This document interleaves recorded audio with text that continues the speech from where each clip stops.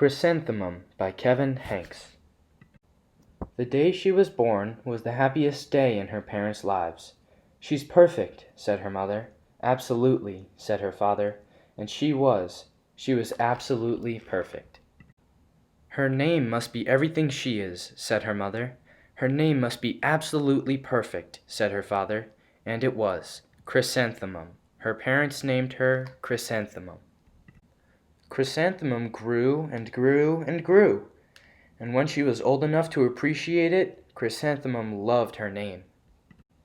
She loved the way it sounded when her mother woke her up, she loved the way it sounded when her father called her for dinner, and she loved the way it sounded when she whispered it to herself in the bathroom mirror. Chrysanthemum, chrysanthemum, chrysanthemum. Chrysanthemum loved the way her name looked when it was written with ink on an envelope. She loved the way it looked when it was written with icing on her birthday cake, and she loved the way it looked when she wrote it herself with her fat orange crayon. Chrysanthemum, chrysanthemum, chrysanthemum. Chrysanthemum thought her name was absolutely perfect, and then she started school. On the first day, Chrysanthemum wore her sunniest dress and her brightest smile. She ran all the way. "Hooray!" said Chrysanthemum. "School!" But when Miss Chudd took roll call, everyone giggled upon hearing Chrysanthemum's name. "It's so long," said Joe. "It scarcely fits on your name tag," said Rita, pointing. "I'm named after my grandmother," said Victoria. "You're named after a flower." Chrysanthemum wilted.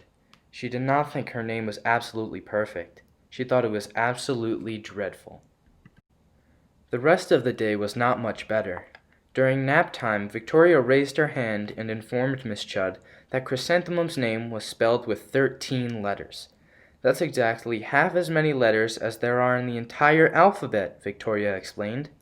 "Thank you for sharing that with us, Victoria," said Miss Chudd. "Now put your head down." "If I had a name like yours, I'd change it," Victoria said as the students lined up to go home.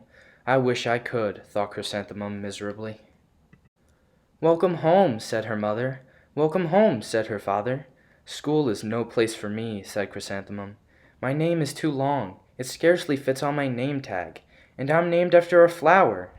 "Oh, pish," said her mother. "Your name is beautiful, and precious, and priceless, and fascinating, and winsome," said her father. "It's everything you are," said her mother. "Absolutely perfect," said her father. Chrysanthemum felt much better after her favorite dinner, macaroni and cheese with ketchup, and an evening filled with hugs and kisses and parcheesi. That night, Chrysanthemum dreamed that her new name was Jane. It was an extremely pleasant dream. The next morning, Chrysanthemum wore her most comfortable jumper. She walked to school as slowly as she could. She dragged her feet in the dirt. "Chrysanthemum, chrysanthemum, chrysanthemum," she wrote. "She even looks like a flower," said Victoria, as Chrysanthemum entered the playground.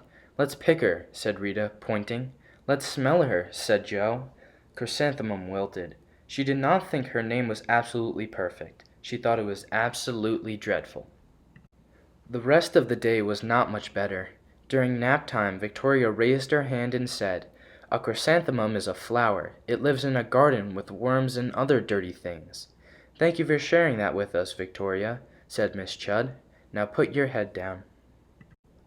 "I just cannot believe your name," Victoria said as the students lined up to go home. "Neither can I," thought Chrysanthemum miserably. "Welcome home," said her mother. "Welcome home," said her father. "School is no place for me," said Chrysanthemum. "They said I even look like a flower. They pretend to pick me and smell me." "Oh, pish," said her mother. "They're just jealous, and envious, and begrudging, and discontented, and jaundiced," said her father. "Who wouldn't be jealous of a name like yours?" said her mother. "After all, it's absolutely perfect," said her father. Chrysanthemum felt a trifle better after her favorite dessert, chocolate cake with buttercream frosting, and another evening filled with hugs and kisses and parcheesi. That night, Chrysanthemum dreamed that she really was a chrysanthemum. She sprouted leaves and petals. Victoria picked her and plucked the leaves and petals one by one until there was nothing left but a scrawny stem. It was the worst nightmare of Chrysanthemum's life. Chrysanthemum wore her outfit with 7 pockets the next morning. She loaded the pockets with her most prized possessions and her good luck charms. Chrysanthemum took the longest route possible to school.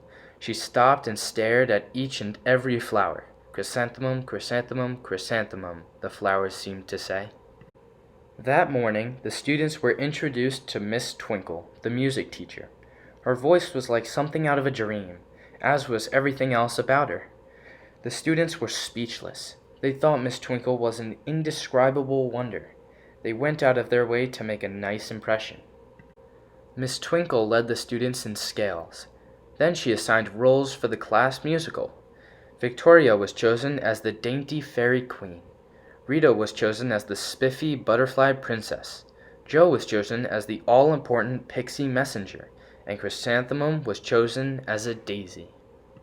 Chrysanthemum's a daisy, chrysanthemum's a daisy, Jo, Rita, and Victoria chanted, thinking it was wildly funny.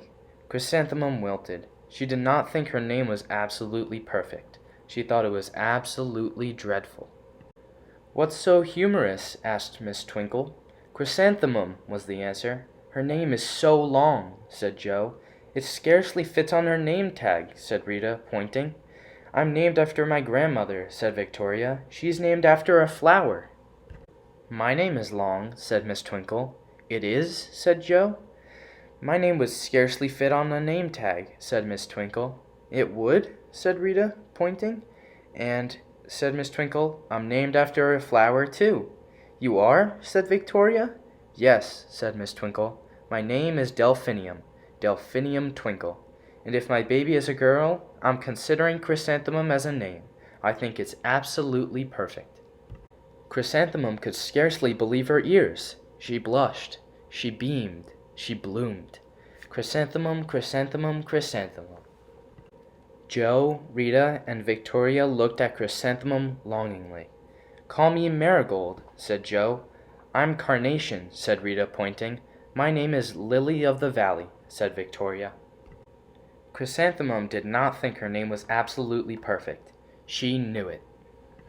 Overall, the class musical was a huge success. Chrysanthemum was absolutely perfect as a daisy. Victoria made the only mistake. She completely forgot her lines as the dainty fairy queen. Chrysanthemum thought it was wildly funny, and she giggled throughout the entire dance of the flowers. Eventually, Miss Twinkle gave birth to a healthy baby girl, and of course, she named her Chrysanthemum.